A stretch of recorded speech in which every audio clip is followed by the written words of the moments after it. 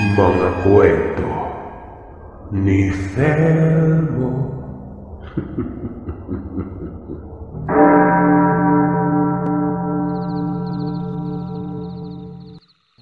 Sino ba naman ang mag-aakala na sa pagbabakasyon kong yon matutunghayan ang isang bagay na nakakamangha? Hindi lang partikular sa nakakamangha dahil may kaakibat itong kilabot. Bagay na naiintindihan ko na kung ano ang konsepto talaga ng mga bagay sa kababalagan. Bagay na nagpabago ng pananaw ko sa buhay. Tawagin niyo na lamang po ako sa pangalang Filemon. Kasalukuyang nasa Malaysia, pero tubong Mindanao ako sa Davao Banda. Taong 1993 sa Bukidnon, dito nangyari ang ibabahagi kong kwento. Kakatapos ko lamang mag-high school at naisipan kong magbakasyon sa lugar ni Lola Aging. Hindi kasi ako nagkaroon ng pagkakataon noong namatay ang lolo, noong buwan ng Enero. Buhat ng sobrang abala sa eskwela at nahanay pa ako sa may pinakamataas na marka. Tapos kinakailang hindi pumalya para makuha ko ang award sa graduation. Bagay naman na naiintindihan ito ni Lola. Kung kaya noon ay lulubusin ko ang 2 buwan sa kanila. Madamayan lamang ito at maipadama ko ang pagmamahal. Kahit papano'y maibsan ang kalungkutan at pangungulila doon. Ang totoo kasi, noon pa hinahangad ng lola na makita ko. Gusto pa nga ako nitong doon na lang mag-aral pero hindi pumayag yung mga magulang ko noon. Hindi ko alam kung bakit willing-willy siya sa akin. Samantalang marami naman siyang apo. So ayun na nga ang magaganap ng bakasyon ko. Pagkapaalam ko noon sa mga magulang ko, pumayag ang mga ito. Kung kaya naman bumiyahe kaagad ako ng Bukidnon. Dala ko yung sapat na baon, mga magagamit at mga pasalubong. Hindi na kaila sa akin na pahirapan talagang patungo doon. Bunsod ng napakabukid talaga nito at liblib pa. Hindi katulad ngayon na ekta-ektarya na mga plantasyon, sakahan at farm. Nang makarating ako sa bahay ng lola, ang bumungad sa akin doon ay ang tiyo kong si Mito. Matapos ako makapagmano, agad nagtanong ako sa kung nasaan si Lola. Pakiwari ko kasi walang tao sa bahay. Nasa bulwagan pa ako noon ng malaking tahanan ni Lola.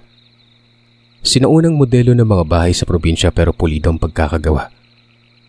Basta malawak ang nasa itaas na may 3 silid at magandang beranda.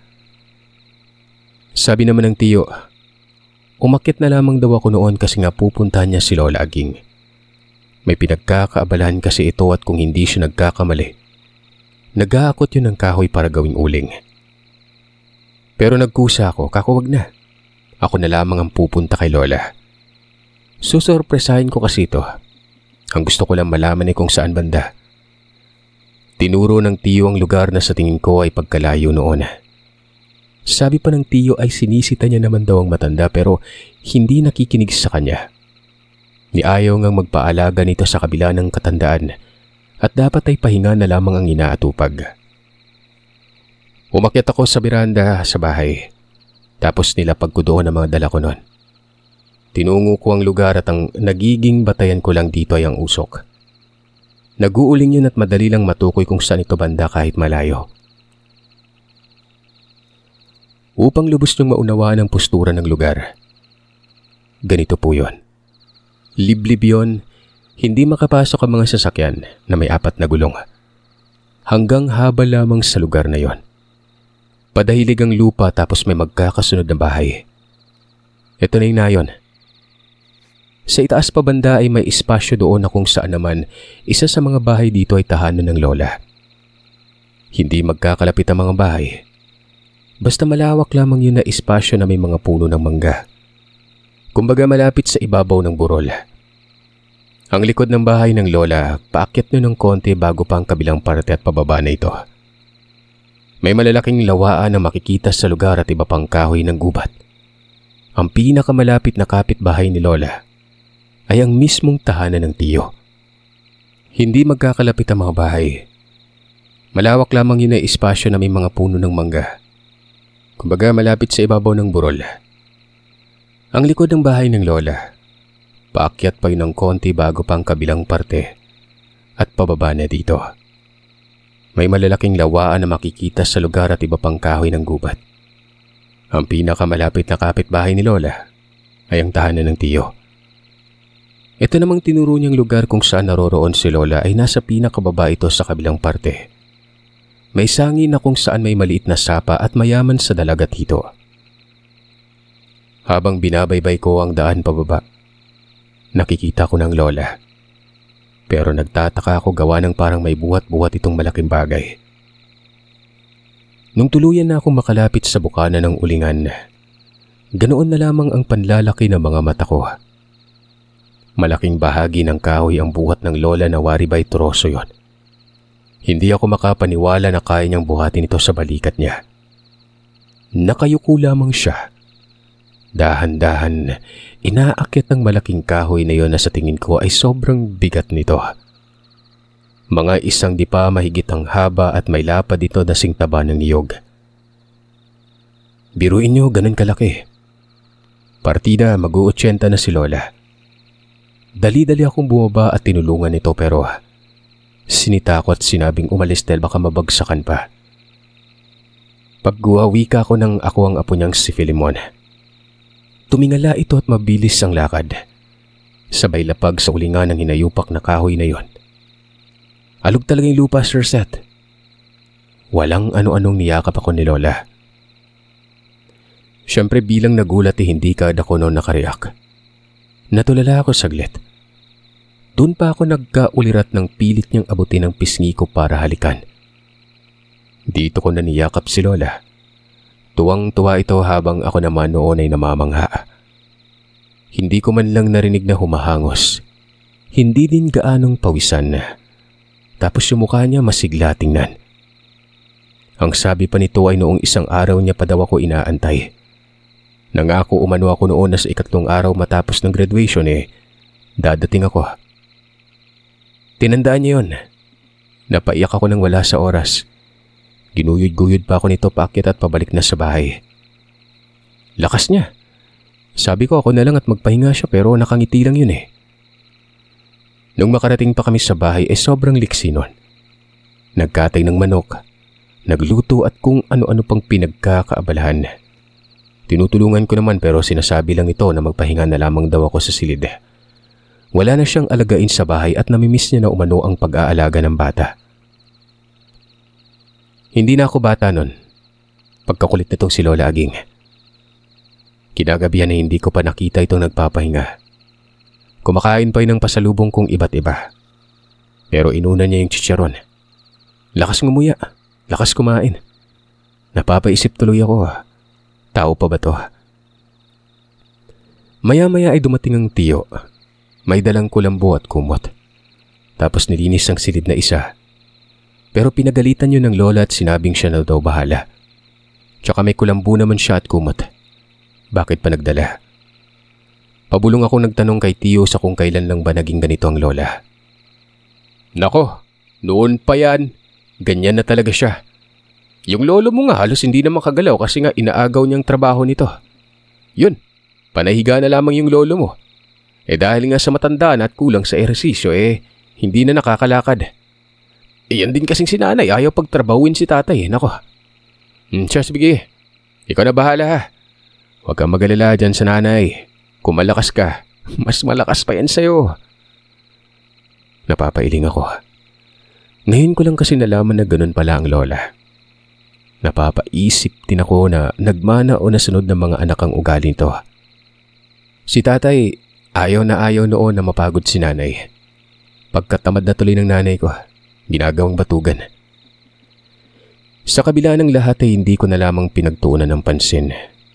Kahit papaano'y natutuwa naman ako kasi nga imbis na ako ang aasikaso at aalaga sa kanya sa loob ng 1-2 buwan. Parang ako pa atang aalagaan. Nasa dulo ang silid ng lola. Katabi nito ang abuhan. Ako naman ay nasa may bandang beranda. Balibakante ang isa na nasa gitna nun. May mga lamang gamit naman doon pero marami ng alikabok. Matagal akong natulog. Tumambay pa ako sa beranda. Mapaaraw man o gabi, maganda talaga doon. Nasa ibabaw kasi ang bahay at ang layo ng matatanaw. Kabundukan na may mga ilog at panakanak ang mga bahay. Sa mga sandaling yun naman ang nagiging batayan ko sa mga tahanan doon ang mga namingiting liwanag mula sa kanika nilang ginagamit na ilaw. Si Lola Aging, nagkakagod ng niyog. Gagatain ata o hindi naman kay gagawing lana. Tahimik lamang siya doon banda sa may abuhan. Pero nakangiti at sipat ng sipat sa akin yon. Siguro ay sobra itong nangulila. Marami namang anak si Lola pero isa lang ang naiwang kasama niya. Si Tio Mito ito. Pero may sarili na ring pamilya at alam kong hindi na pagtutunan ng pansin na maigi ang matanda. Bunsod na may kolehiyo na si Tio Mito noon. Kung tutuusin na hindi naman kailangan pang magtrabaho ni Lola. May mga anak na sumusuporta. Nagpapadala ng bigas, ulam at iba pa. Bukod pa dyan, may korporahan din ito sa may babaan. Tapos pinamamahalaan naman yun ng mga kaanak namin. Inaabutan na lang ng kita si Lola. Pero sa kabila noon para bang naghihirap pa ito kasi nga, kayod kalabaw pa rin Ang nakakabaliw dyan, hindi ito yung trabaho na pwede pa sa katulad niya. Uling ba naman tapos nagbubuhat pa ng mabigat. Tinawag ako nito noong mag-aalas 9 na ata noon. Pinapatulog na pero sabi ko'y mamaya na lamang. Nauna na siya sa silid niya. Dinala ang gasera sa loob at nagsara ng pintuan. Habang nagmumuni-muni ay lumilipad ang diwa ko noon na parang nananaginip ng gising sa beranda. Pero nakarinig ako ng boses na parang nagdadasal noon. Nanggagaling yun sa silid ng Lola. Ibang klaseng dasal. Yung tipong maski isa ay wala akong naintindihan. Hanggang sa para na itong umaawit. Yung tipong tila may kinakausap tapos kakanta ng saglit at magdadasal na naman. Dahil sa kuryosidad ko noon ay pinili kong sumilip. Tumungtong ako sa may abuhan at sinipat ko ang loob. Nakadungaw ako sa itaas banda at halos maumpog na ako sa bubungan. Ganoon na lamang ang panlalaki ng mga mata ko dahil may hawak na bagay itong si Lola na animoy rebulto. Kinakaway-kaway niya ito na animoy sinulog pero hindi ako nakakarinig noon ng langit-ngit ng say kahit magalaw siya doon sa may silid na yon. Napakaingat na mga tapak niya. Minamasdan ko lamang siya noon hanggang sa maya-maya pa. Bigla na lang may kumalampag. Napapitlag ako sa gulat. Itong malaking baol na nasa paanan niya. Bumukas ng kusa. Kamuntikan pa akong malaglag noon sa gulat. Kinilabutan ako syempre. Anong klaseng senaryo yon? Tapos itong rebulto ay nilapag niya sa loob ng baul. Ilang sandali lang ay lumuhod yun sa sahig at ang hawak naman ito ay rosaryo. Sa kabilang kamay, palaspas na gawa sa buli. Korting krus ito at iwinaway-gayway niya rin doon. Pero sa mga sandaling ito ay wala nang muni-muni pa. Hindi na siya nagdadasal. Hindi na siya nagsasalita. Sinipat ko ang rebulto sa loob ng baul. Kulay abo ito pero parang nagliliwanag. Yung tipong bigla na lang aamag at babalik sa orihinal na kulay. Parang uling, nagbabaga. Hindi naman pwedeng malikmata lamang yun gawa ng kitang-kita ko ang tama ng liwanag sa loob ng baul na yon. Bukod sa rebulto ay may tila bato doon na makinang. Malaki ito na parang mas malaki pa sa kamao ko. Pero korting tawas yon. Yung tipong tipak pa ng malaking yelo. Ganun na ganun. May bao din pero buo ang baong ito. Kumbaga bilog at walang bitak. May tali ang baong ito na waribay isang malaking kwintas yon. Ang nararamdaman ko ng mga sandaling ito ay takot at pagkamangha. Parang isang medium ang Lola. Hindi ako naniniwala sa mga kayang gawin ng mga faith healers kahit umiiral sila. May nakapagsabi pa sa akin na mandaraya daw ang mga ito pero sa mga sandaling yun, walang ibang saksi kung hindi ako at hindi niya alam na naroroon ako. Hindi naman pwedeng nandadaya si Lola. Ano to, sariling live show? Sa madaling salita ay may kakaiba talagang nangyayari noon. Sumagi pa nga sa isip ko yung nagtitinda ng mga gamot na herbal. Yung may dalabang megaphone tapos nagtatanggal gamit na mahika. Usong-uso ito noon maging sa ngayon. Ang iba pa nga may mga dalang ahas daga, sisiw, malit na buhaya at manok. Ganun na ganun ang pagkakalarawan ko kay Lola dahil may kahon din kasi ito. Ilang mga sandali lang ay nilapag niya na ang mga gamit niya. Tapos tumayo at inayos ang higaan. Hanggang sa nagsara ng kusa ang kahon. Napapamura talaga ako at bumaba na sa pinagtutungtungan ko. Kakualamin ko bukas kung ano itong si Lola. Magtatanong ako kay Tio kung totoo ba ako sa hinala ko na isang medium of faith healer ang Lola ko. Yung mga manggagamot ba? Nangyari naman yun pero inakto ko na hindi ako mapapansin ng Lola. At baka kung ano pang masabi. Kung hindi ako ay nagkakamali sa ikalawang araw na yun ang pananatili ko doon. Etong si Lola ay nagtungo sa ulingan. Kukunin niya na daw ang laman o ng uling sa ginawa niyang pugon. Sabi ko pa nga sasama ako pero siya na lamang daw dahil mas mapapadali ang trabaho. Maya-maya ay dumating na ang tiyo noon.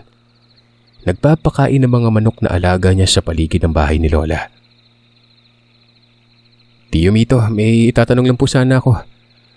Itong si Lola ba, nung isang gabi nakita ko siyang may ginagawa sa silid niya Parang nagdadasal. Nakita mo? Paano? Magagalit yan kapag may nakakita sa kanya. Alam mo bang lahat kami mga anak niya ni isang beses, hindi pinayagang masilayan siyang nagdadasal. Nako, nayari ka sana. Ako nga napasilip lang yan Tapos hindi ko nga nakita yung ginagawa niya sa loob pero pinagpapapalo ako kahit na malaki na ako. Yung lolo mo, siya yung sumisita sa amin kapag umaaligid na kami sa silid. Pinapaalis niya kami. Pinapagalitan niya nga yung lolo mo Papaano pa kaya kami? Hindi ko naman po alam na yun masisilayan ko, Tiyo. Tumungtong lang ako sa may abuhan hindi niya naman ako nakita. Maliit lang din naman kasing siwang yun. Ano po ba talaga sa Lola? Ay nako sa'yo. Sa susunod wag mo nang gagawin ulit yun Sana pala inabisuhan kita. Kasi alam kong paggagalitan ka talaga. Maalaga yung Lola mo pero iba magalit yan. O nga po Susundin ko na pero ano po ba talaga siya?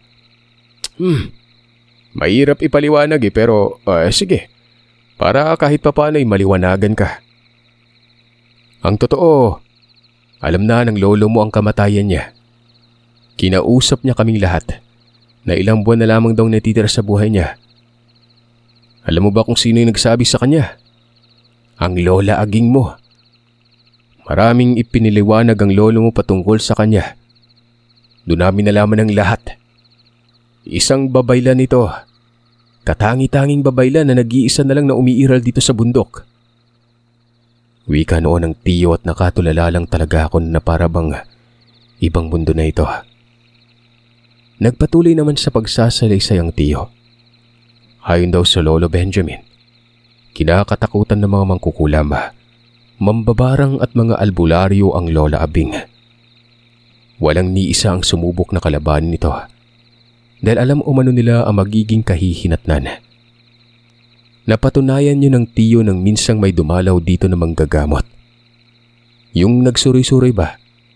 Tapos nung makita daw ang Lola, bigla na lamang yung umalis na parabang nakakita ng nakakatakot. Hindi ko ba daw napansin? Kahit nasa ganong estado ng edad ay mas malakas pa kaysa sa amin to.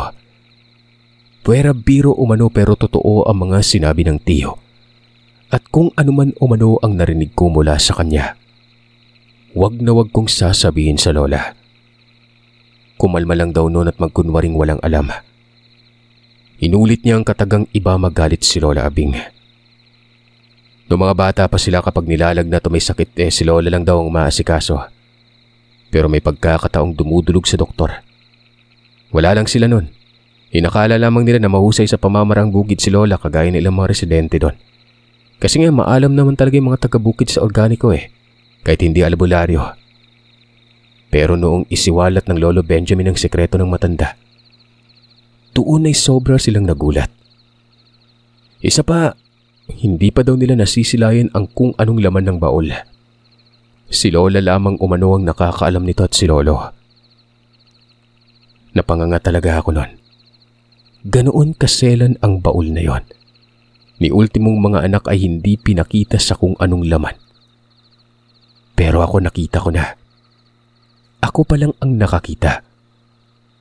Hindi ko naman sinabi yun kay Tiyo. Sinarili ko lamang ito dahil alam ko namang lihim talaga yon. Pero nagtataka si Tiyo. Ang sabi niya sa akin, si Lola daw kapag may umaaligid o umaalam sa kung anong ginagawa nito sa loob ng silid. Nararamdaman yun ni Lola. Malalaman niyang may nakamasid. Pero bakit sa mga sandaling yon, ako daw ang sumipat hindi naramdaman? Kung totoo ang mga sinasabi ng Tiyo na mararamdaman ako, bakit ganon? Bakit hindi ako nakita ng Lola? Basta maraming isiniwalat sa akin ng Tiyo at ang ilan pa nga dito ay hindi ko na halos maintindihan. Nagtanong pa yun sa akin sa kung ano pa ang natunghayan ko pero sabi ko yun lang. Hindi ko na isiniwalat yung pagbukas at pagsara ng kusa ng baul. Ganun ba? Kasi kami dati napapapitlag na lang May kakalabog kasi doon sa silid ng hindi namin alam kung ano yon. Basta, wag mo na lang pansinin ha. Ang lakas ng kuryosidad mo. Dati ka pa makulit ka na Parang ang lola mo lang din. Kaya paborito ka niyan Minsan nagsiselos yung mga anak ko pero ano bang magagawa namin kung sa'yo naaaliw? Siya sige, uwi na ako Teka, pwede bang makisuyo ha? Aalis ako mamaya. Ikaw na yung magpainom ng tubig sa mga manok ha. Yung lola mo, nako, sinasakal ang mga manok ko kapag hindi ko pinapainom ng tubig. Patayin na lang daw. Umalis na yung Tiyo pagkatapos nun. Maraming araw ang nakalipas. Nasusubaybayan ko ang Lola. Minsan kapag wala ito sa bahay, parang may nagtutulak sa akin na pasukin ang silid nito at kalaykayin yung baul. Lumalakas na kasi ang kuryosidad ko at habang tumatakbo ang araw nun, palakas ng palakas ito at hindi na ako napapakali pa. Isang hapon, nakita ko ang Lola na may buhat na namang mabigat na bagay. Isang balding lawog o lamaw para sa inaalagaang baboy na akala mo'y magandang klase. Ito pa naman yung mahabang uso at maikli ang paa. Doon yun sa ibaba nakatali. Sinundan ko ito gawa ng kauulan lang at madulas ang daan nun. Sabi ko ako na magbubuhat. Langhiyang yan, Sir Seth. Matapos ko lang magmungkahi ay nadulas ako. Pero laking pagtataka ko noon ang bagwika si Lola ng, "Oh, di ba? Ikaw ang nadulas. Ibahin mo ang lola mo. Mamaya isasama kita, mangunguha tayo ng dabong ng kawayan ha. Ihahalo lamang natin sa nilagang baka para sa mauulam mamayang gabi." Nakanganga lamang ako noon. As in, masakit yung pagkakabagsak ng balakang ko pero hinatak ang atensyon ko sa kung anong namutawi sa bibig niya. Papanong sinabi niyang ako ang nadulas? Ba't alam niyang nasa isip ko? Dito ko napagtanto na malakas makiramdam ang Lola. Sipin niyo pati isip na babasa Kung hindi ako nagkakamali, alam nito yung gabing nakasilay ako sa kanya. Alam ng Lola yon. Kinabahan tuloy ako, pero hindi naman nagpapakita ng kakaibang reaksyon. Kumbaga normal lamang na parang walang nangyayari. Na animoy hinayaan niya lang ako noong makita siya. Tawa ng tawang Lola habang pinapakain ang alaga niya. Ako naman noon ay dahan-dahang nababanas pero nagpipigil lang. Ito kasing mukha ng Lola ay para bang nangaasar. Makulit talaga Subali ay na nga. Isinama niya ako sa panguha ng dabong.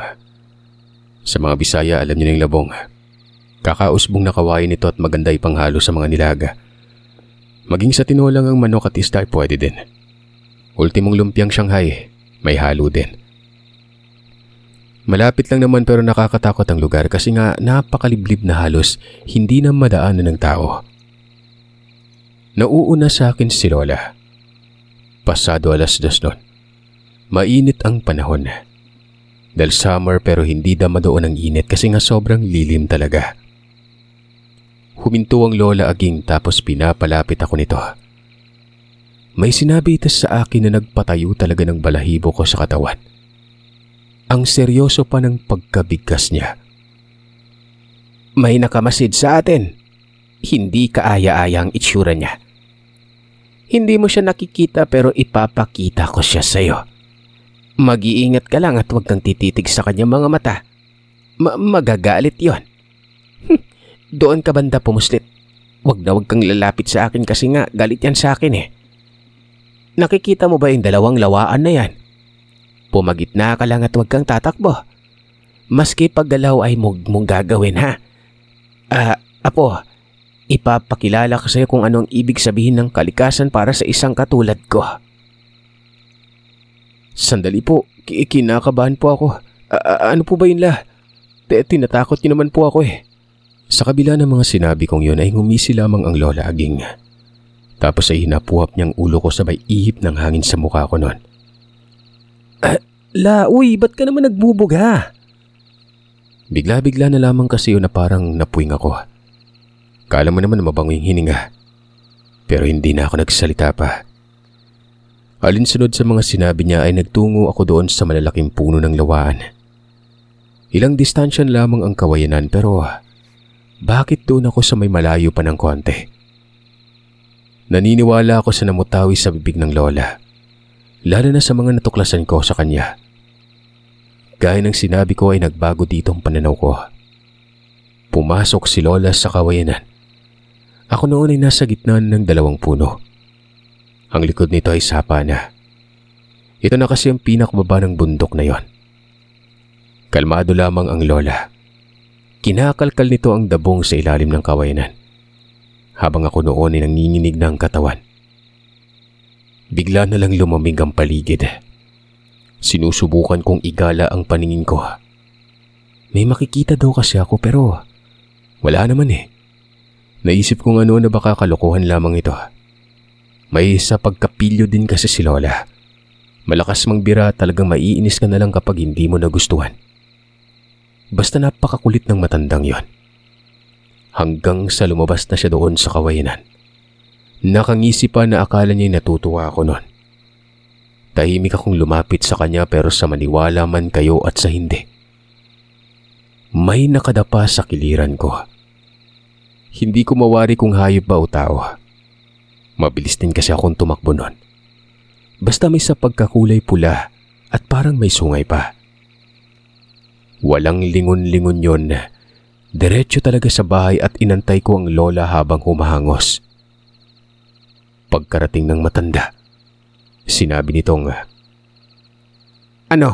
Di ba may nakita ka? Sabi ko naman sa'yo huwag kang aalis doon. Mabuti at hindi ka sinaktan. Nakatira yun doon. Hindi mo ba alam na bukod sa atin ay may nakatira din dito sa mundong ibabaw? Hindi lang nakikita. Isa lamang yun sa mga nilalang sa kalikasan. Kung tutuusin napakarami nila. Yun lang ang may lakas ng loob na lumapit kasi nga ginalit ko yon. Pagagalitan ko sana ang Lola pero hindi na lang. Mas kinilabutan ako sa mga sinabi niya. Napaupo ako sa biranda at natulala. Pagkaakit ng bahay ni Lola, hinipan na naman itong mukha ko sabay sabing, Huwag ka mag-alala. Yun lang naman, hindi ka na makakakita muli. Inalis ko na yung nilagay ko sa'yo. Kamusta na nga pala yung pag-aaral mo? Nakuha mo ba yung pinakamataas na marka? Binago niya yung topic, Sir Seth. Parang wala lang sa kanya yun. Hindi ko maintindihan kung bakit ginawa niya sa akin yun. Dito ay tinanong ko siya na kako. Ano ang dahilan kung bakit niya ipinakita sa akin ng nilalang? Di ba nga nabanggit ko naman na ipapakilala ko sa iyo kung ano talaga yung kalikasan? Makakalimutin ka naman, apo. Alam mo, matanda na ako. Tsaka na-miss ko na yung lolo mo. Hindi ko siya kayang gamutin. Basta't kukunin na ng Diyos ay kukunin talaga. May 1 buwan pa. Natitik ako, masaya ako pagdating na ang araw na yun kasi narito ka. Nananabik na akong makita ang lolo mo. Sige na, at may aasikasuhin pa ako. Magugas ka ng kamay. at ng katawan. Maamoy ka noong nilalang kanina, baka mabati ka pa. Kumabog ng malakas ang dibdib ko noon na para bang nanghahabilin ng lola. Naalala ko yung sinabi sa akin ng tiyo na malalaman ni lola ang isang tao kung kailan sa kabilang buhay. Kung kaya naman sinabi kong huwag siyang magbibiro. Huwag siyang magsabi ng ganun at huwag na niya akong iwan. Lumuluha na ako noon. Mabilis na nag-swing yung mood ko noon patungo sa kalungkutan. Tumalikod lamang si lola at nagtungo sa kusina. Nakatitig lamang ako sa kanya. Hindi ko napigilang yakapin ito habang nakatalikod. Ang hindi ko alam ay umiiyak pala yun. Ang sabi nito, ang tao ay hiram lamang daw ang buhay.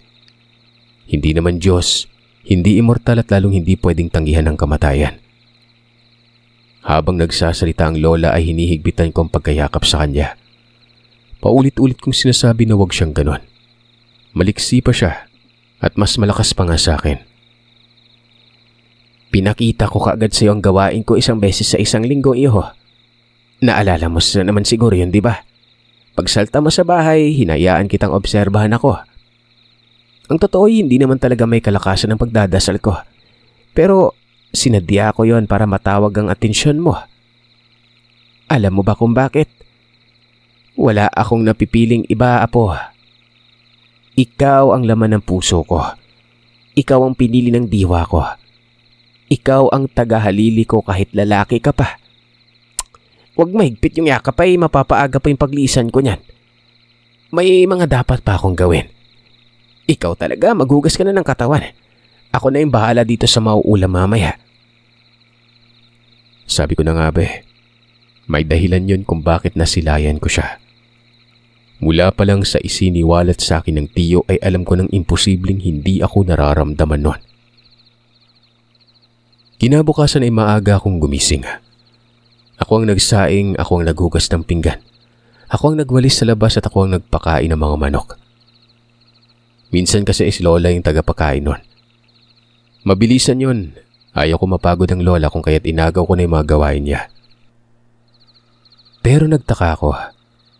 Mataas na lang ang araw ay hindi pa siya lumalabas ng silid niya. Hindi ko naman sinumbit kasi nga baka may ginagawa doon. Lalo't napapadalas na talaga yung pagdadasal niya. Di ba sinabi niya naman na isang beses sa isang linggo? Oo, isang beses nga pero sa mga puntong yun halos bawat sandali sasaglit ito sa silid at maririnig ko yung pagdadasal niya Hanggang sa sumapit na lamang ang tanghali, hindi na ako napanatag. Kinatok ko ang pintuan. Tinawag ko na ito, pero walang tumutugon. Pagkatungtong ko sa may abuhan para sumilip, ganoon na lamang ang pagkawindang ko noon nang makitang nakabulagta sa may saig si lola. Ang isang kamay nito ay nakakapit sa nakabukas na baul. Putlang-putla ng mukha niya. Alam kong wala ng buhay ito kung kahit pinweres ako ang pinto nun. Patay na siya, pero hindi yung tipong bagsak yung mukha nun. Para pang nakangiti ito at nakangilid ang muluha sa mga mata Pumalahaw ako ng iyak. Ipinaalam ko kaagad sa tiyo ko ito na kakupunta niya sa bahay kasi wala na si lola. Hindi ko inaasahan ang pangyayaring yan. Kagabi lang masaya ito. Sinabi niyang may isang buwan pa pero bakit isang gabi lang yung pagitan? Kinuwento ko kay tiyo ang lahat. Sinabi niyang pinaasa daw ako ng lola. Pero ang totoo, sa kabilang buhay na ito. Yung nabanggit daw nito kung may respeto ako sundin ko daw yon. Nandyan naman ang baul. May mga laman at may mababasa na parang 2 Biblia. Unang beses niyang nakita yung Biblia at tingin niya para sa akin daw yon. Maraming kaanak ang nagsidagsaan kinabukasan. Nasalamay na ang lola. Ayon kay tiyo ay kinubli ng lola ang katangian niya. Kami lang dapat umano ang makakaalam noon at kung maaari, ako lang dapat sana. Walang sino mang sasabihan nito maging ang mga magulang ko. Sinunod ko yon. Matapos ng libing ay nanatili ako sa bahay ni lola. Sina nanay at tatay ay umuwi na pero ayos lang naman ito sa kanila. Sabi pa nga ng mga ito na kung hindi pa ako handa magkolehiyo ay pwedeng sa susunod na taon na lamang daw. Ito na mga sandaling inalam ko talagang kabuang konsepto sa kung ano ba talaga si lola. Itong 2 libro.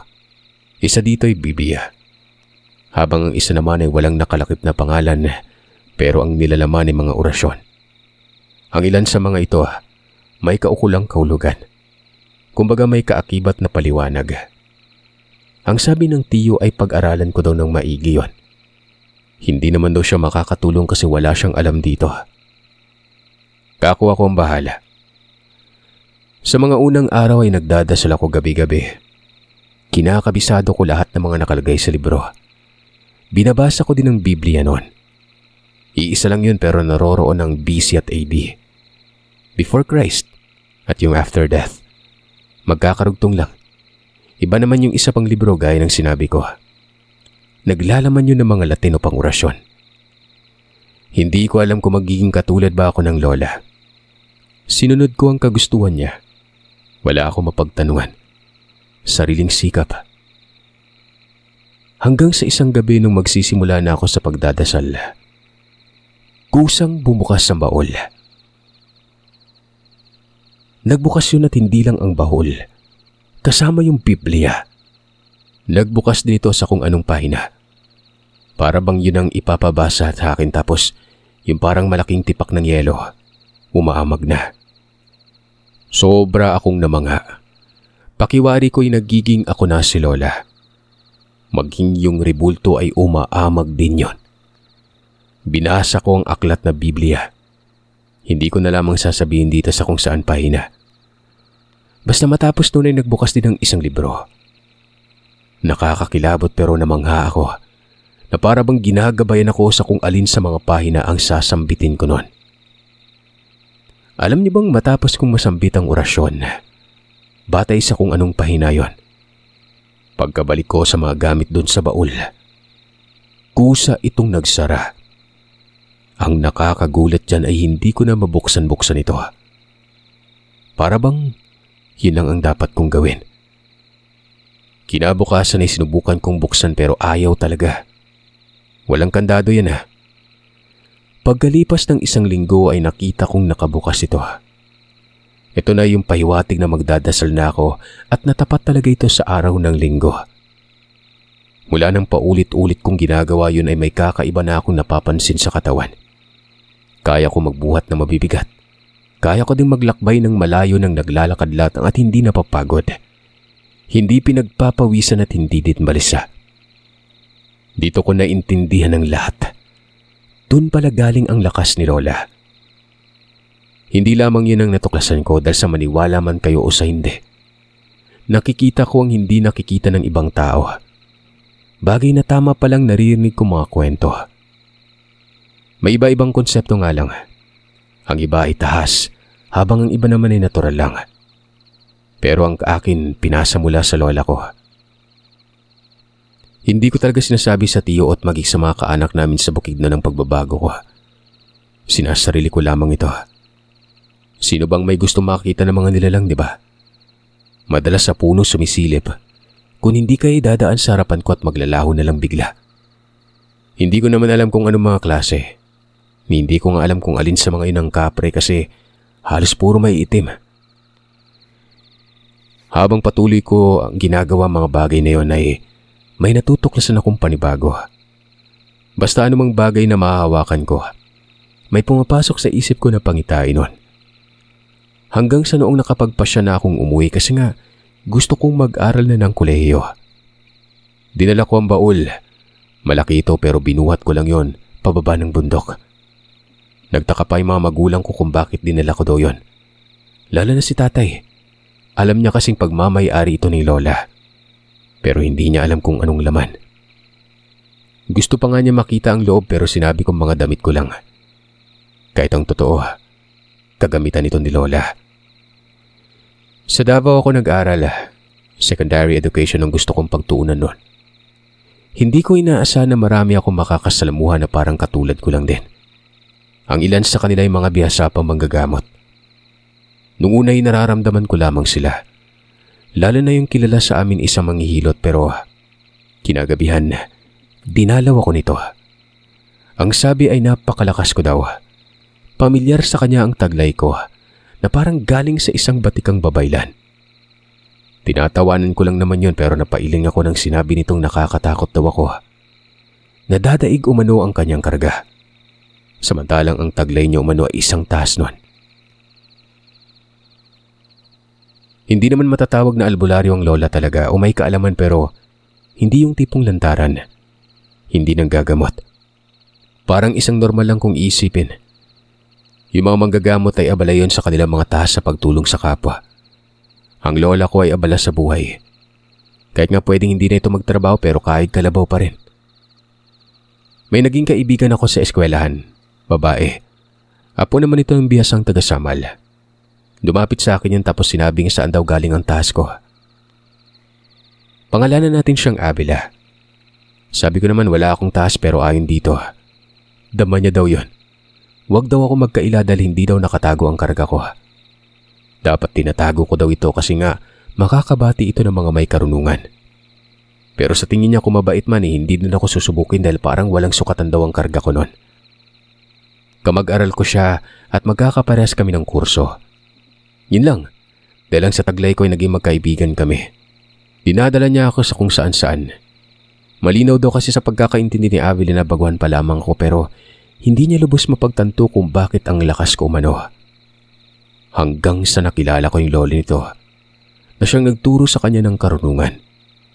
Nagulat din na makita ko. Bumisita ang lolo niya sa inuupahan at noong sabay kaming umuwi ay dinala niya ako doon. Ang sabi pa ng lolo ni Avila na si Mang Joden, bakit hindi ko daw subukang manggamot? Umiling ako at sinabing hindi ko balak maging ganon. Ibang klase ang tangan mo dong. Hindi pa ako nakaramdam ng ganyang kalakas mula na maging albularyo ako. Matanong nga kita, saan ba galing yan? Taas pa ba yan? Parang higit pa dun eh. Kinikilabutan ako. Hay naku lo, kahit sakalin mo pa hindi niyan sasabihin kung saan galing. Kahit halata naman na parang sa babaylan. Sabi ni Avila. Naging marami ng simpatya ko sa panahong ito. Sa pag-aaral sa kolehiyo, sa pagdadasal at dumagdag pa itong laging pinapakiusap sa akin ni Avila. May ginagamot daw ang kanyang lolo sa Samal pero hindi mapagaling-galing. Tulungan ko daw ito. Hindi ko nga alam yung gagawin eh. May namana ako pero wala akong idea sa pamamaraan ng panggagamot. Puro na lang kasi dasal ang nilalaman ng aklat. Walang proseso. Sinabi ko naman ito kay Avila pero ayon naman sa kanya ay gawin ko lang daw ang ginagawa ng kanyang lolo. Pinagbigyan ko yon. Pagkatapos ng first sem ay nagtungo ako ng Samal. Dito ko nalaman na 2 taon na palang hinahawakan ni Mang Jody ng pasyente niya. Nakita ko yun at napakapayat. Halos butot balat na nga ito. Naipatingin naman sa doktor pero walang nangyari. Kung ano-anong diagnosis na lang ang sinasabi na kesyo, nervous breakdown daw, low potassium, polio at iba pa. Gastos ng gastos ang pamilya pero walang napala. Hanggang sa lumapit daw yun kay Mang Joden tapos dito niya nalaman na may kulam daw ito at hindi niya matanggal nun. Kung ang secure surset ay tanyag na maraming mangkukulam, meron din sa Samal. At katunayan ay dito na itayo ang unang kulto sa bansa matagal na panahon na. Nagtatanong ako sa kung ano ba ang dapat gawin kasi wala akong alam nun. Tinuruan ako sa kung paano manggamot. Hindi kasi sa proseso gumagaling ang isang tao, kundi sa kung gaano kalakas ang karga ng gumagamot dito. Kapag nadaig ang karga ng kung sinong kumukulam sa isang pasyente ay hindi talaga mapapagaling yon pero kapag mas malakas ay mabuburang sumpa sa katawan. Wala mang maintindihan pero sinunod ko ang pinapagawa nito. Nagmumukha na talaga ako nung babaylan o hindi naman kay medium. Mantakin yung may bandana pa ako na may nakaipit na 2 dahon ng buyo at isang tangkay. Nagpapausok lamang ako tapos sinabi niyang kung ano daw mga dasal ko. Pwede kong sambitin doon habang isinasagawa ang proseso. Nagmuni-muni ako noon. Mahina lang. Ito yung nilalaman ng Biblia. Patungkol yun sa kung paano puksain ang kampo ni Satanas. Sinundan ko kaagad ng kung ano-ano na lamang na orasyon. 3 araw yung pagtambay ko doon pero matapos lamang ng gamutan nakakatayo na yung pasyente. Binata ito ng sing-edad ko lang. Wala na daw siyang dinadaing sa katawan tapos ay malakas na din kumain ito. Dito na ako simulang nakilala. Walang minti sa isang linggo ay may dumadalaw talaga na albularyo sa amin magpapaturo ng mga karunungan. Tinatanggihan ko. Etong sina nanay at tatay ay alam na nilang nangyayari.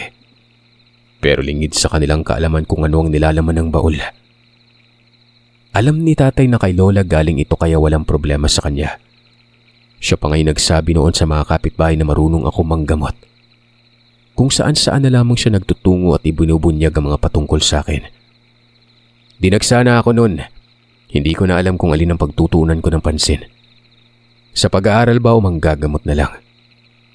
Hindi naman ako pinapili ng mga magulang ko pero namayani talaga sa akin noon nang makapagtapos. Eskwela sa weekdays, albularyo sa weekend. Kung minsan pagka-uwi ko galing eskwelahan may mga tao pang magpapagamot. Hindi ko alam pero alam niyo nakapagpapagaling talaga ako. Kaso nga lang kinabukasan para akong pinagpapapalo. Parang tinamaan ng matinding trakaso. Napayuan naman ako ng lolo ni Avila na huwag gamitin ang abilidad sa taong may normal na sakit noon. Lalo na dahil sa pag-aabuso sa katawan at nakatalaga ng mamatay. Kasi nga ang uwi nito'y sa katawan ko. Bawat oras daw at araw yun sa buhay ko. Dapat kong tandaan ang may abilidad na katulad ko. Isa umanong lihitimo. Pero hindi Diyos para pigilan ang normal na sakit ng isang tao noon. Parang ayaw ko maniwala pero totoo namang nangyayari talaga yun sa akin. Inobserbahan ko yung gawa ng yung may sakit sa atay. Sinubukan kong pagalingin. Aba kinabukasan, wala akong ganang bumangon. Paunang gamutan pa lang at hindi pa yun sagada pero malaki ng epekto sa katawan ko. Pinaparinggan ko na si tatay na titigilan ko ng panggagamot. Ang rason ko hindi yun gawain ng lola. Baka yun ang namanan sa kanyang ninuno. Ang maging normal lamang sa mata ng ibang tao. Pero yung totoo natatakot ako nun. Baka sumakabilang buhay pa ako ng maaga. Naiintindihan ko din kasi kung bakit tumanda si lola na may ganong lakas. Napapanatili niyang pagiging normal. Siguro kung naging magagamot siya, mas mapapaagang pagkamatay niya, lalo na kapag tinaliwa sa mga dapat sundin sa gamutan. Pinagtatawanan lamang ako ng tatay. Huwag daw akong isip bata. Gampanan ko daw ang dapat gampanan. Hanggang sa nakapagtapos ako ng pag-aaral, hindi na ako tumatanggap ng pasyente noon. Pero may namimilit tsaka naawa din ako. Bagay na imbis magtrabaho bilang guro. Albularyo din ako noon sa eskwelahan. Ginawa na akong masayista ng mga kapaguro. Siyempre may bayad pero yung mga dalaga na nagpapahilot, libre.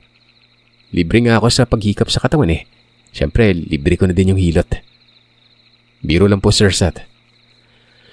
Hanggang sa kalaunan ay kaya ko nang alamin kung kailan mamamatay ang isang tao. Gulat na gulat ako at hindi ko inaasahan yon. Doon ito nagsimula sa bahay ng pinsan ko. Nakakita ko ng tao na may kamukha. Katabi niya lang ito. Kaluluwa pala ng isa. Ilang araw ang nakalipas ay namatay ang taong yon. Ang kabuang pagkakaintindi ko kapag ang kaluluwa ng isang tao ay wala sa loob ng katawan. Nasa tabi niya, mamamatay. Bukod sa katabi ang kaluluwa, may isa pang kasamang parang anino lang na nawawala-wala. Kadalasan isang buwan ang lilipas ay tigok na yon. Ang problema ay wala akong may tutulong. Gaya ng sinabi ng lola, kapag kukunin na ay kukunin na talaga. At siguro ang tinutukoy nito ay yung anino na para bang si kamatayan. Doon ko din naintindihan ng lubos sa mga sinabi ng lolo ni Avila na bawal gamutin ang isang taong nakatakda ng mamatay. Hindi ko nga naatim ito kaya nakapagpasya ako ng ibang bansa noon. Iwas sa mga pangitain, sa mga nakikita na hindi nakikita ng ibang tao. Tumigil na rin ako sa panggagamot. Una sa Brunei, tapos naroroon sa Cambodia. Hanggang dito sa Malaysia ko na napiling manirahan. Hanggang dito, may nagpapagamot pa rin. Dala ko pa rin yung baul. Wala namang naging problema kasi nga hindi bawal ang laman nito. Ang nakakamangha dyan, nung nasa airport ako at nang-inspeksyon ng baul, nabubuksan ito. Parang may sariling buhay. Ang ipinapasalamat ko na lamang ay hindi gaanong kadami ang lumalapit sa akin dito sa Malaysia.